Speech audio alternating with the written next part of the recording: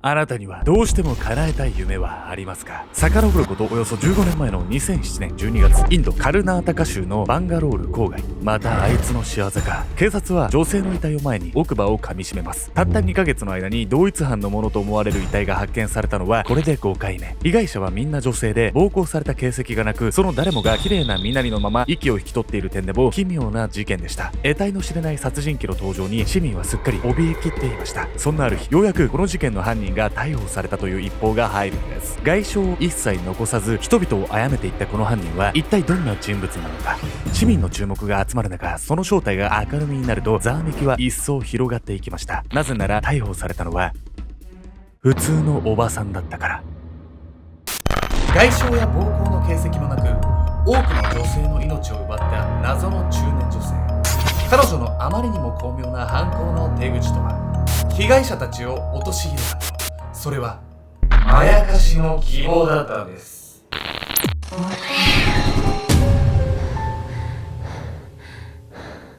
おざす、茶道教室に通おうかな。ケンちゃんです。華道教室に通います。闇あみこです。なんて。本日ご紹介するのはなんとインドで起こったたった2ヶ月で5人もの女性が殺害されてしまった事件なんです。そしてこの事件、なんと被害者に外傷が全然見られなかった。そういった点でもかなり手の込んだ事件で注目されていたんです。2ヶ月で5人っていつ自分の身に降りかかるかって、その期間めちゃくちゃ恐怖でしょ。しかもこの犯人の正体っていうのがめちゃくちゃ意外な人物だったんです。そして僕は夢とか目標とかっていうのは時に人を悪い方向にも導いてしまうんだなって実感した事件でもあったんです。まずはこの事件が発覚した一連の流れから見ていきたいと思います。謎の連続不審死。遡ることおよそ15年前の2007年10月10日、インドカルナータカ州のバンガロール郊外。人気のない寺院に駆けつけた警察は異様な光景に眉を潜めていました。まるで生贄じゃないか。きらびやかなブルーのドレスをまとった女性が神に身を捧げるかのごとく祭壇の前で息絶えていたんです。外傷も見当たらず、綺麗な身なりの遺体からはどのように亡くなったのか見当もつきませんでした。捜査の結果、亡くなっていた女性はバンガロールの町に住むナグベニという人物だと判明。彼女はなかなか子供ができないことに悩んでおり、よく祈りを捧げに寺院を訪れていたといいます。思い悩んだ末の自殺だったのか。警察がそう考えたのは、ナグベニの亡くなり方とここカルナータカ州の地域性を踏まえれば自然なことでした。カルナータカ州の一部には不妊を神の呪いと考える宗教観を持つ地域が存在します。そのため子供ができずに奇異な目を向けられることを深刻に悩んでいる女性も少なくなかったんです。やっぱり国が違うとさ、考え方も全然違うわね。インドは出生率も高い国なんで、そのことも関係していたかもしれないですよね。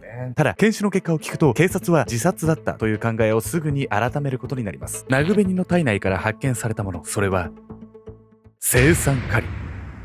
そう、彼女は青酸カリの猛毒によってその命を絶たれていたんです。もちろんナグベニが青酸カリで自殺を図った可能性もあります。しかし警察にはとてもそうは思えない理由がありました。なぜならナグベニのその死因と亡くなっていたシチュエーションに思い当たる節があったから。まさかあの時も。実はこの8年前の1999年にもバンガロール郊外の寺院で女性の遺体が発見されていました。その時の女性もナグベニと同じようにドレスに身をまとい祭壇の前で亡くなっていたんです。さらにこの女性の遺体からも青酸カリが検出されていました。当時は自殺か他殺か分からずじまいになっていたその女性とナグベニの事件が重なったことで、警察は2人の死が同一犯の殺人だという見解を強めていくんです。死因も亡くなった時の状況も全く同じっていうのはめちゃくちゃ怪しいわよね。青酸カリって事件とかドラマとかで見るような青酸カリでしょ。結構そういうイメージがあるんですけど、実はこの青酸カリっていうのをドラマで使うような使い方っていうのはちょっと難しい一面もあるんです。というわけで本日のメトラキーワード、青酸カリについて。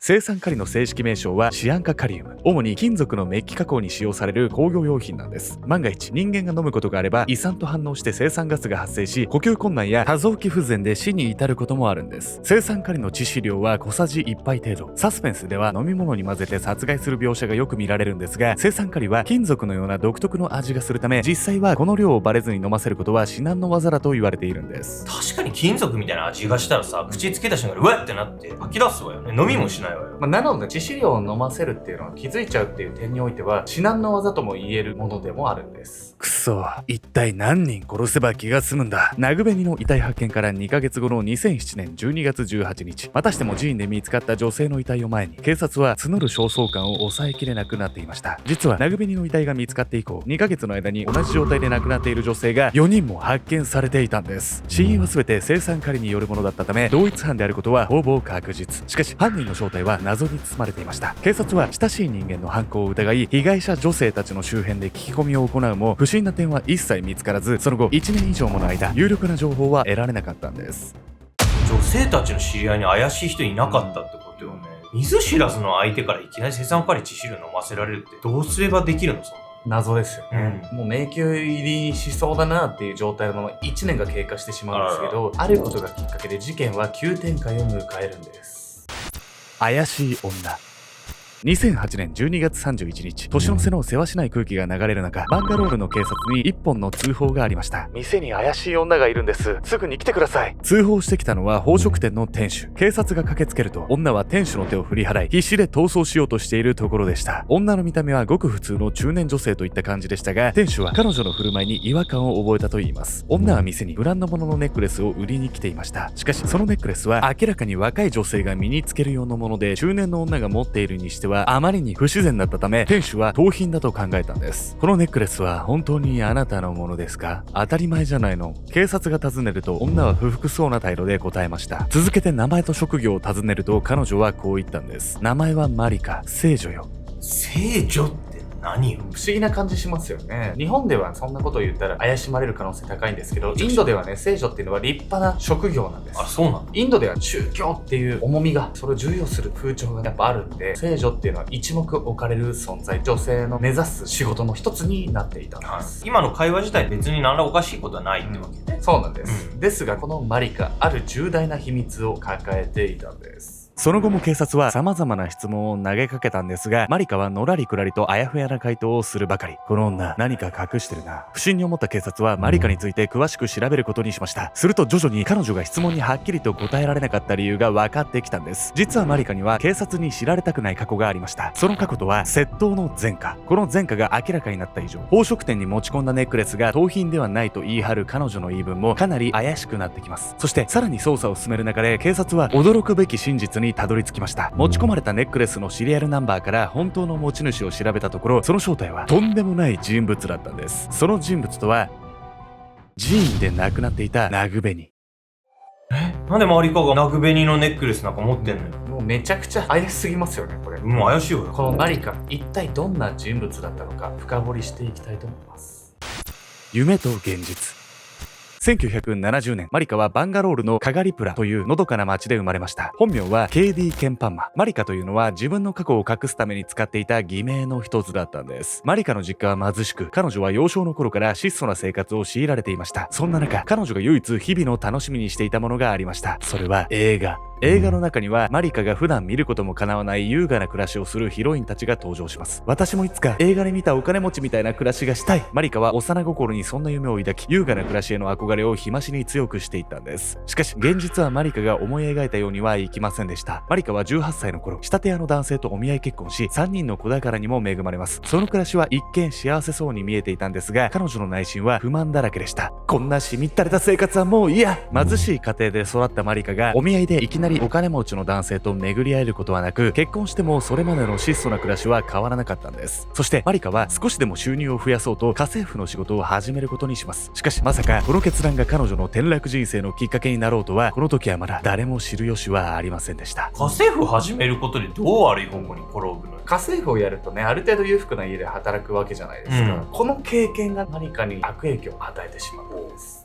家政婦として働き始めたマリカは思いがけず、幼い頃から憧れていた富裕層の豪邸に出入りするようになります。そこにはまさに映画の中で見た世界と同じ光景が広がっていたんです。どこまでも高い天井、細部にまでこだわった美しい家具、見ているだけでうっとりとするような豪華な食器たち。豪邸の主人にとっては日常的な食事の風景がマリカの目には贅沢な晩餐会のように映っていました。そうなのよ、私はこういう家に住んでこんな生活がしたかったの。夢にまで見たお金持ちの暮らしが突如として目の前に現れたことで、とうとうマリカは自身の衝動を抑えられなくなってしまうんです。そして彼女は雇い主の家のものを盗むようになったんです。結局マリカが盗みを働いていることはすぐにバレ、警察に突き出されて彼女は6ヶ月間服役することになりました。ここで盗もうじゃなくて自分もこうなりて頑張ろうみたいな、そうなるといいんですけど、難しいですよね。もう勉強するかしないかみたいな話だと思うんで、人から盗んでも自分の実力じゃないしね。6ヶ月後、服役を終えたマリカにもはや帰る場所はありませんでした。夫は帰宅したマリカを見るなりこう怒鳴りつけたんです。この恥さらし、とっとと出て行け。家を追い出され一人で生きていくことを強いられたマリカ。彼女はこの後食い縁をつなぐために金細工の工場へ勤めるようになります。そしてこのことが後にマリカをさらに愚かな考えへと導くことになるんです。金細工工場へ勤めながらもマリカは家政婦時代に見た豪邸での暮らしを忘れられずにいました。こんなに安い賃金じゃいつまで経っても裕福な暮らしを手に入れることなんてできないわ。真面目に働いても給料はなんとか暮らしていける程度。すっかりバカらしくなってしまったマリカはもっとお金を稼げる別の方法はないかと常に思考を巡らせるようになっていました。そしてとうとう禁断の方法にたどり着いてしまうんです。これを使えばもっと簡単にお金が稼げるわ。今度は何企んでるの？マリカは寺院で亡くなっていた女性のネックレス持ってたじゃないですか。その謎はね、全てここに繋がってくるんです。1999年10月19日、バンガロール郊外の村ホスコートの寺院に2人の女性の姿があった。儀式用の美しいドレスにきらびやかな宝飾品をまとった女性の手を引くのは鮮やかなオレンジ色の袈裟を身につけたマリカ。その姿はまさに聖女さながらだった。さあこちらへ。祭壇の前に女性を連れて行くとマリカは灰に入った水と食べ物を備えろうそくに火を灯す。じゃあ始めるわよ。マリカが何やら呪文のようなものを唱え始めると、その背後で一心に祈りを捧げる女性。続いてマリカは祭壇に備えられた灰を手に取り、女性の元へ向かうとこう言った。神の力が宿った聖水を一気に飲み干しなさい。はい。灰を口につけ、ごくごくと聖水を飲み干す女性。その姿を見ていたマリカが一瞬ふっと笑みをこぼしたその時。突如として倒れ込んだ女性は首を押さえてもがき苦しむ。マリカはそんな女性の様子をただ満足げに眺めていた。そう、マリカは聖女を名乗り、聖水と偽った青酸カリ入りの水を女性に飲ませていたんです。青酸カリ特有の金属のような味も儀式の一環といって女性の花をつまみ飲ませることでごまかしていたというんです。金細工工場で働いていたマリカはメッキ加工に青酸カリが使われているのを見てこの犯行を思いついていたんです。こうして日々のうつうつとした生活に耐えられなくなったマリカは裕福な女性を殺害して金品を奪うことで自身の欲求を満たしていくようになるんです。マリカが女性のネックレス持ってたのは、それで金品強奪してたからってことなのね。その通りなんです。ただ一緒に儀式をやってた女性たち、なぜ彼女を信じ込んでいたのか。確かに。実はこの裏にはマリカの非常に巧妙な手口が存在していたんです。まやかしの希望。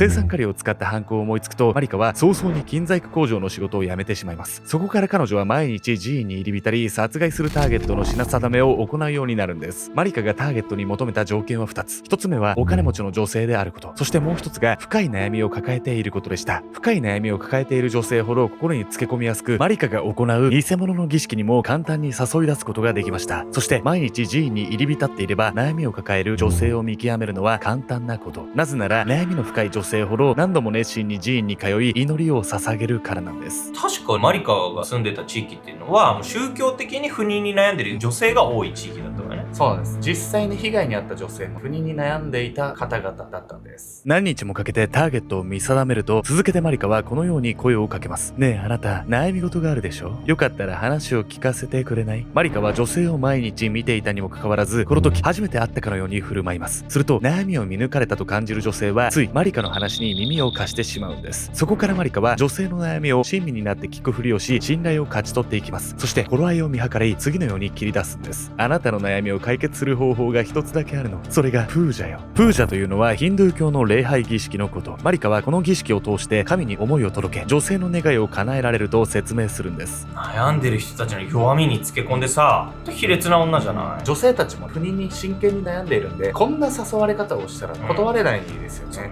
しかもこのマリカ、犯行がバレないようにする、そういった手口をまた巧妙だったんです。マリカは儀式に際して女性たちにある決まり事を設けていました。フージャを行うことは誰にも話してはいけないわ。誰かに話をしたり儀式を誰かに見られれば願いは叶わなくなってしまうの。女性たちはこの約束を守り、周囲に儀式のことを秘密にしていました。そのため警察が聞き込みをしても有力な情報は浮かんでこなかったんです。さらにマリカは儀式の際の服装を次のように指定します。あなたが持っている宝飾品をできる限りたくさん身につけてらっしゃい。高価なものであればあるほど神への礼を尽くすことになるわ。すっかりマリカに心を許している女性たちは何のためらいもなくこの話に乗ってしまうんです。こうしてマリカは人里離れた寺院へ女性たちをおびき出し殺害、遺体から高価な宝飾品を奪い売り払うことで大金を得るようになるんです。そして迎えた2008年12月、店に持ち込んだネックレスが被害者女性の持ち物だったことから警察はついにマリカを逮捕。その際彼女の自宅を家宅捜索するととんでもないものが発見されました。マリカの自宅にはなんと2000人を殺害できる量の青酸カリが隠されていたんです。